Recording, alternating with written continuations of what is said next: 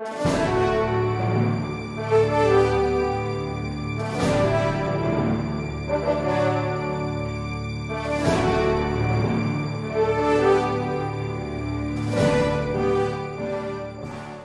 the death. Oh. After the death.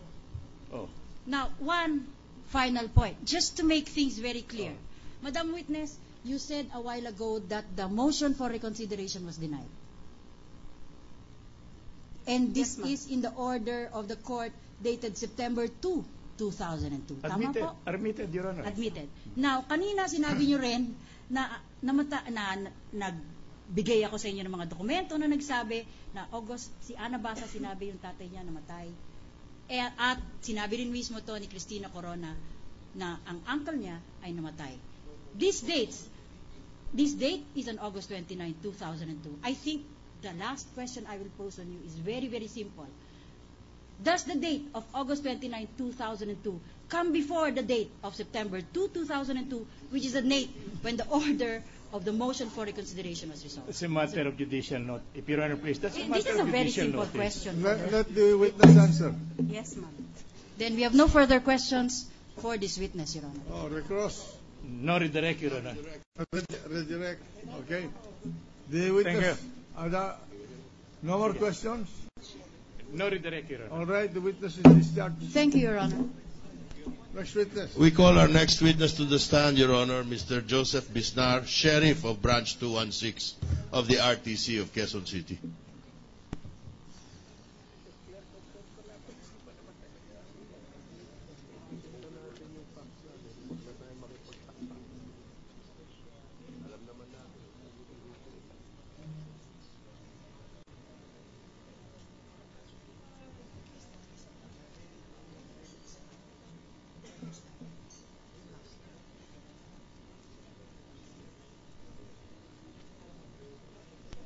Mr. President, may I request for 1 minute to fetch the witness?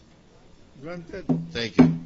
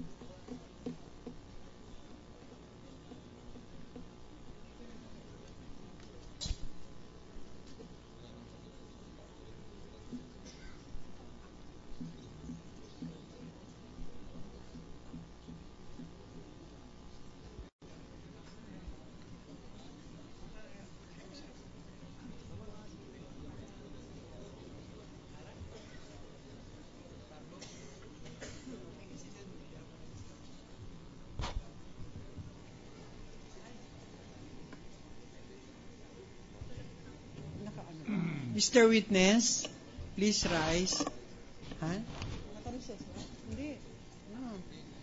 Please raise your right hand. Do you swear to tell the truth, the whole truth, and nothing but the truth in this impeachment proceeding? I do. So help you God. Your Honor, on the part of the prosecution, may we be allowed to call on Attorney Hines to receive the testimony. Granted. Thank you, Your Honor.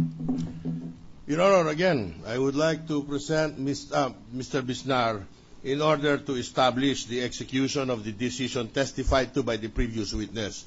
And again, I would like to, in the course of stating the purpose for which we are offering his testimony, invite the prosecution to admit the same if they are so inclined.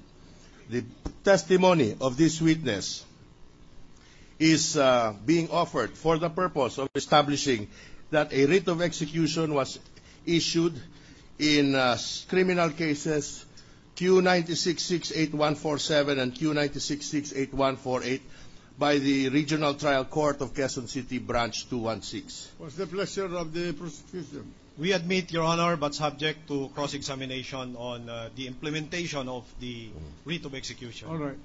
Secondly, his testimony is offered to establish that he was the one who executed the writ of execution in these said cases. We admit, Your Honor. Third, that the execution did in fact take place on September 30, 2003. We admit, Your Honor. All right. And that in fact in the course of the execution, a total of 4,007. The value behind those shares is at least 34.7 million pesos. Huh? Insofar as the property is concerned, Your Honor, yes. So, if I may proceed, Mr. Right. President. So, Mr. Witness, sabi niyo po na nagbid nga po ng 28,000 pesos. Ano pong ginawa niyo? Nung nagbid po ng 28,000 pesos, tula naman po ibang bidders na, in-award na sa kanya yung shares of stocks na ano. Kanino po? Sino po siya? Carla Castillo po. In-award niyo po yung shares of stock Bali- na in-auction. Opo, baliw siya ang nanalo. Si Mrs. Corona ba hindi nagbid? Hindi po. Pero siya ang inatasan na magbenta ng lupa, hindi ba? He would not know, Mr. No, President. I'm asking kung alam niya. Hindi ko po alam, Your Honor. Hindi mo alam. Hindi ko po alam ho.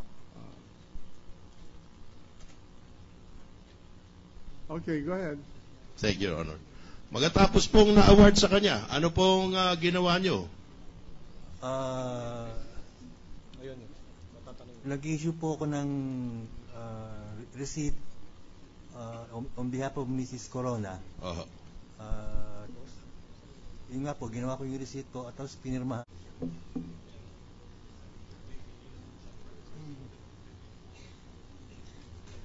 Kailan ba in-appoint si Corona?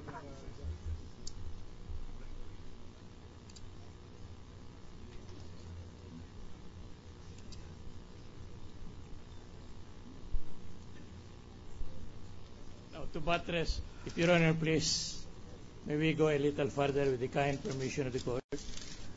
Proceed.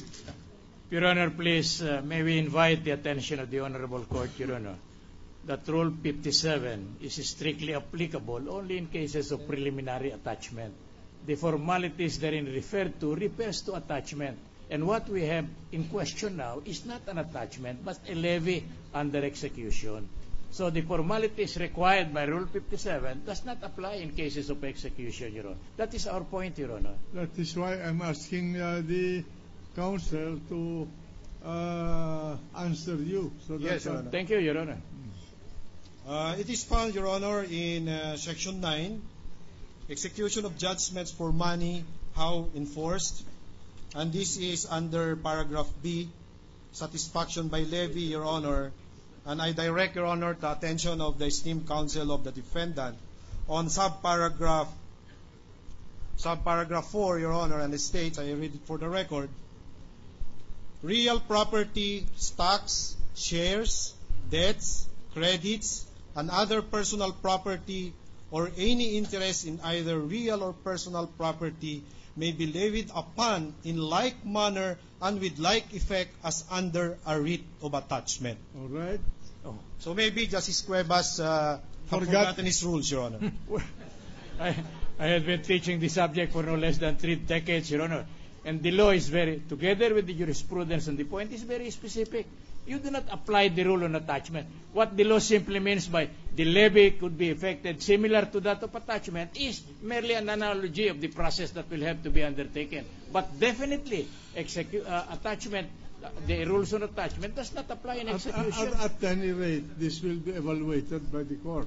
Yeah, but we... What is material here is just testing the credibility of this witness. Because even the court is interested to find out whether indeed there was machination in the, to be frank about it, whether there was machination in the sale of these shares. Yes, Your Honor, we are very appreciative for the court going that far. That is the understanding of this chair we with the tendency of the questions. But if the court will notice, Your Honor, and with the kind indulgence of the court, the question before was predicated on Rule 57, not on this particular rule that he is now citing, Your Honor. Anyway, let's not wrangle on this. And we are all intelligent people. We will take that into account. Let the witness answer. What is the question now? Ang tanong ko po sa inyo, Sheriff,